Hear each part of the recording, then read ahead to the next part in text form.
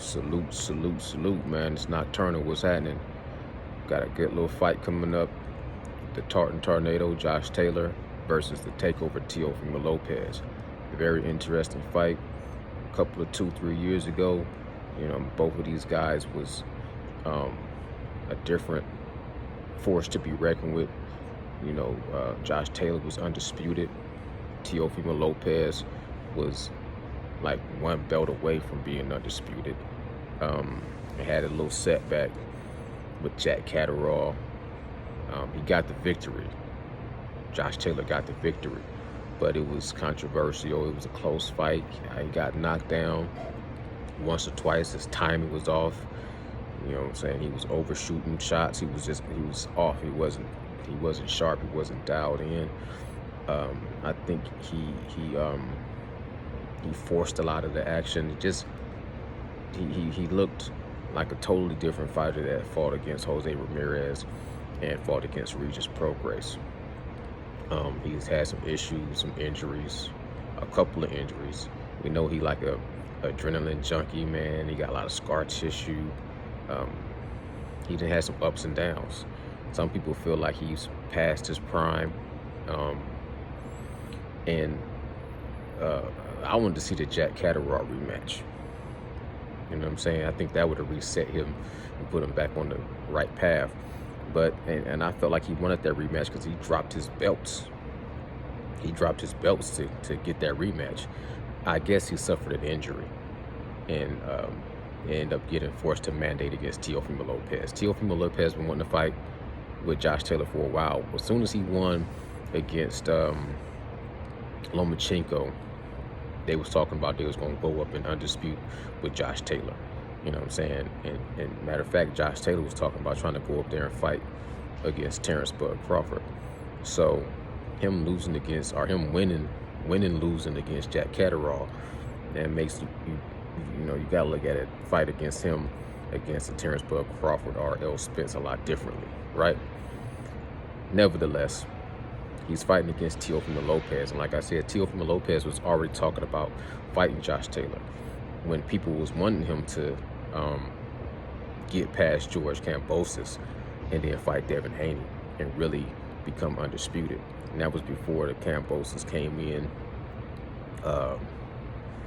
Him and Teofimo Lopez, they were scheduled to fight on Trilla, and that was a lot of back and forth going on to where that fight got postponed, and that was sort of the reason why Teofimo Lopez said he wasn't prepared for that fight, because he had to keep stretching out his camp, and making the weight was hard for him. And he might have said he got sick and he was having issues with his asthma and issues with his personal life. Either way, he took a loss against Kambosos. And then Devin Haney came in, dominated Kambosos 2 times and became undisputed like that. Teofimo Lopez went up to 140. He fought 2 fights. His first fight, he got a knockout in. It seemed like to me he still was just awkward. He seemed off. He seemed like he just seemed like he was more hype than what I thought he had the potential to be. When he fought Lomachenko, I thought he had the potential to become a real threat and a dominant force. After he fought Lomachenko, it just seemed like the belts were a curse for him. The success went to his head, and I felt like he just lost some of him, like keeping his 10 toes down, and he just started living in a false reality. And I think that just caught up with him when he fought Kambosos. And then, like I said, he moved up to 140. He fought this one guy, I forgot his name, got the knockout, but he didn't look that great. And then he just had another fight against this dude. I forgot the dude's name.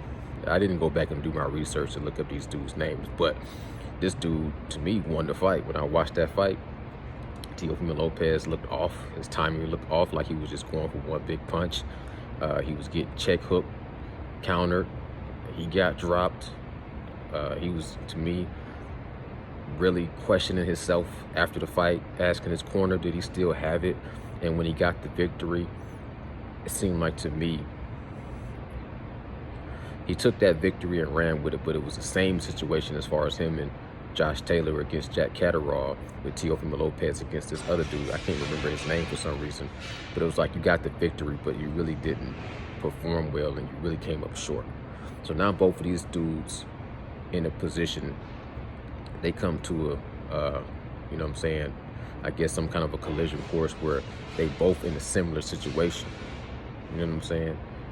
I think Josh Taylor might be a little bit more focused, but I think he's been the more inactive. And I don't know if he's still training with Ben Davison.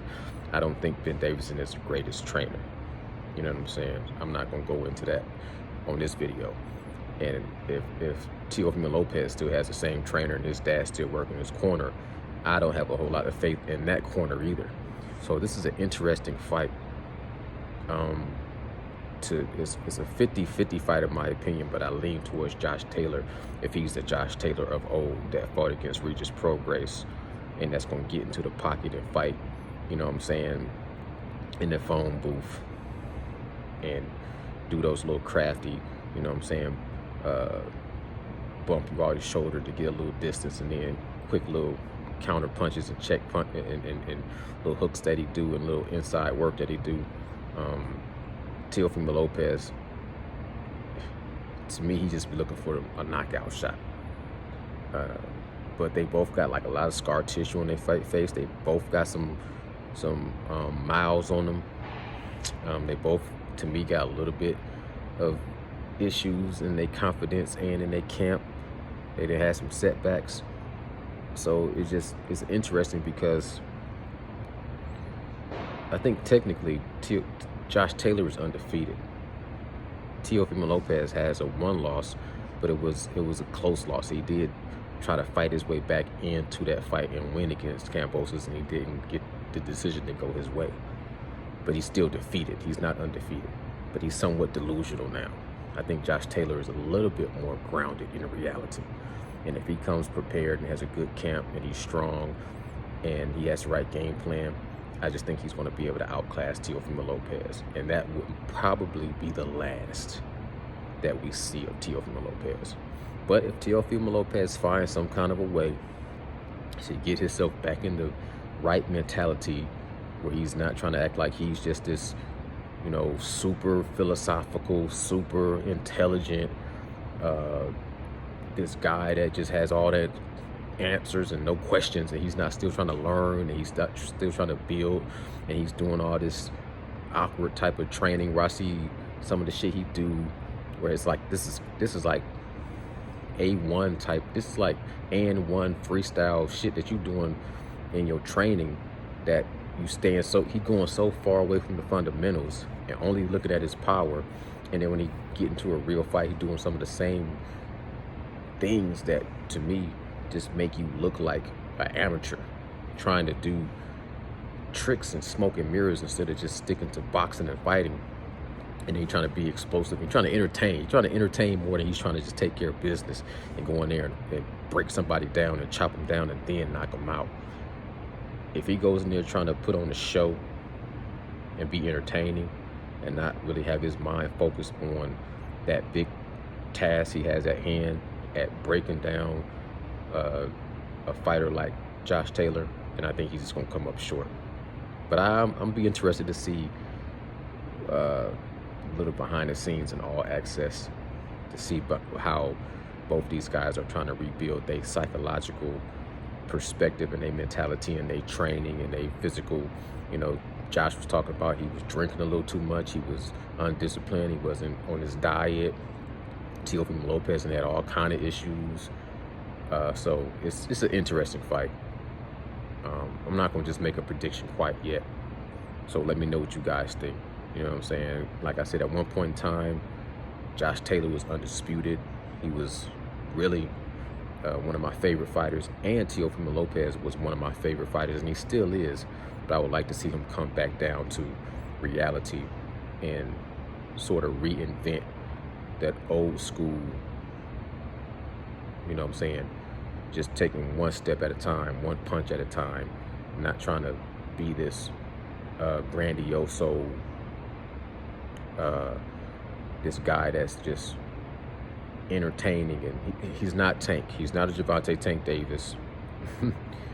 He's not the face of boxing. He's not the leader of the new school. He's not. When he talks, sometimes Teofimo Lopez be talking like Teofimo Lopez was talking like he had already arrived when he wasn't even halfway there yet. And I'm like, dude, you got so much work to put in, but you talking like you already accomplished everything. And after that point, it just seemed like he just drifted off into a false reality. Anyway, that's my thoughts. Y'all let me know what y'all think in the comments below. Nocturnal Thoughts. I'm going to salute.